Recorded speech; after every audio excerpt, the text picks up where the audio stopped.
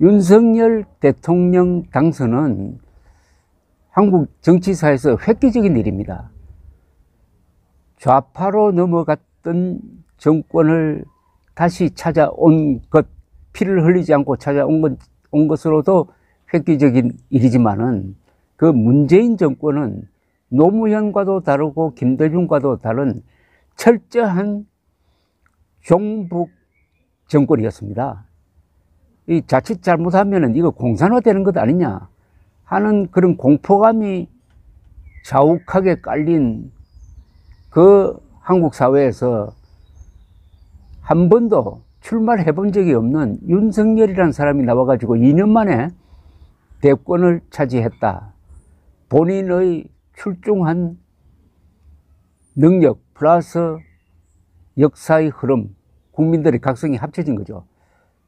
그런 점에서 윤석열 대통령은 노무현, 문재인과는 급이 다른 대통령이 될 수 있는데, 이게 무슨 연고인지 윤석열 대통령이 계속 노무현을 칭송합니다. 그리고 그 부인 김건희 여사는 권양숙 씨를 만나서 남편과 저는 변호인이라는 영화를 보고 눈물을 흘렸습니다. 노무현 전 대통령이 살아 계셨으면은 윤석열 대통령에게 너는 통합 대통령이 되라고 했을 것이다, 이런 말을 함으로써 부인까지 나서가지고 일종의 노무현 우상화 지금 작업을 벌이고 있는 것 아닌가 생각이 드는데, 문제는 그게 사실과 전혀 맞지 않는 이야기라는 점입니다. 노무현은 통합 대통령이 아니고 분열 대통령이었습니다. 공개석상에 나와가지고 보수하지만 그 별놈의 보수, 무슨 말을 하더라도 그들은 변하지 않는 세력이고 진보는 인간답게 살려는 세력이다, 이렇게 막말을 했던 사람입니다. 그래서 당시 보수 세력의 지도자였던 이철성 선생이 아주 말씀을 점잖게 하는 분인데, 노무현 정권을 상놈의 정권이라고 했던 적도 있습니다. 그래서 마지막에는 지지율이 10%도 안 되었습니다. 이명박 후보가 500만 표 차이로 이길 수 있었던 것은 노무현의 실패 덕분이었습니다. 그런데 수사를 받다가, 그것도 무슨 누명선 수사도 아닌데 수사를 받다가 자살한 것을 계기로 해가지고 노무현에 대한 동정론, 여기에 윤석열 대통령과 그 부인까지 편성해가지고 노무현 칭송을 하고 있는 걸 보면은 마음이 편하지가 않습니다. 그게 사실과 맞지 않고 역사적 흐름과 맞지 않기 때문인데, 여기에 또 국민의힘 이준석 대표까지 또 가세하고 나왔습니다. 또 이준석은 한 발 더 뜹니다, 이거야. 윤석열 대통령을 평하면서 보수의 노무현 같이 되고 있다고 말했다고 합니다. 텐앤마이크 TV에 출연해가지고 한 이야기입니다. 이런 세상에 모독이 어디 있습니까? 그러면 윤석열도 나중에 정권을 다시 좌파로 넘겨주라는 뜻입니까?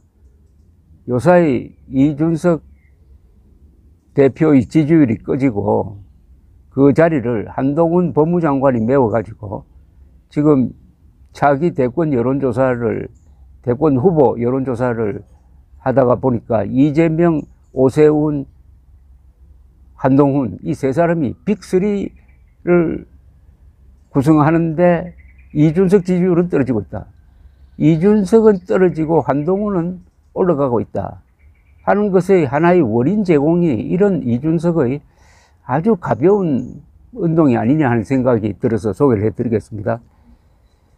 이준석 국민의힘 대표는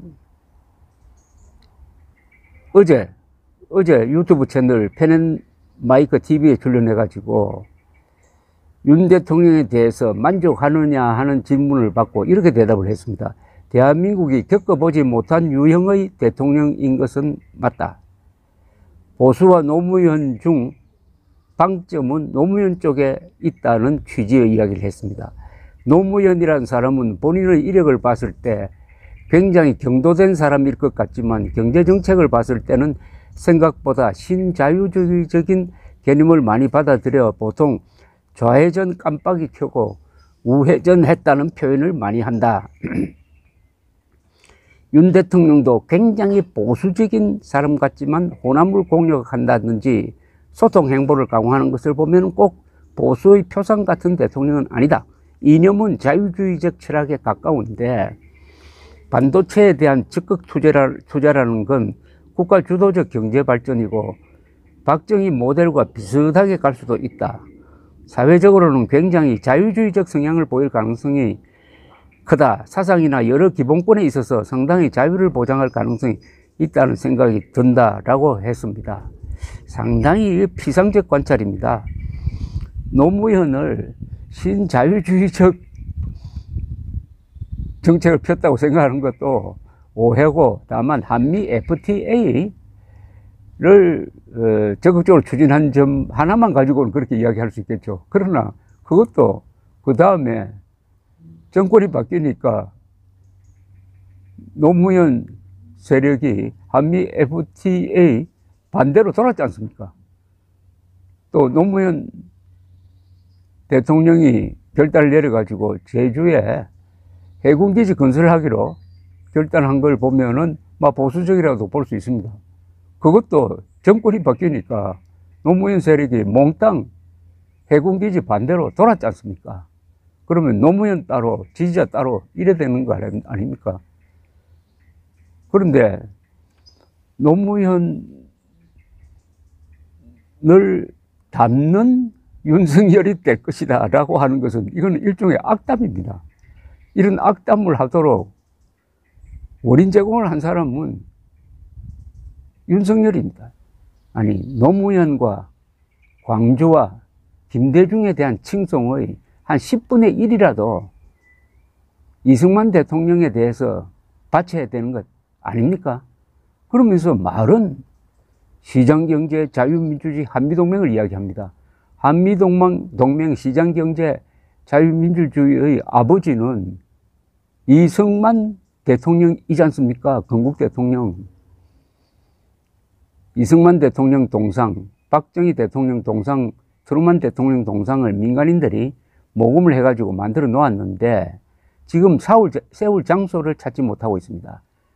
문재인 때는 그렇다 하더라도 윤석열 대통령은 반드시 이 새 은인의 동상을 근사한 자리에 세워야 합니다.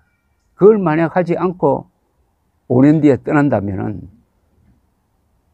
그때는 아마 윤석열이 노무현을 닮은 사람이 될지 모릅니다. 윤석열이 노무현을 닮는다는 가장 중요한 의미는 정권을 다른 정치 노선 세력에 넘겨주고 떠난다는 이야기입니다. 윤석열 진영의 국민의힘 상층부를 포함해서 노무현 칭송, 이게 5년 뒤에 정권을 노무현 세력에 넘겨주는 쪽으로 결말이 나지 않기를 바라는 마음에서 쓴소리를 좀 해봤습니다. 감사합니다.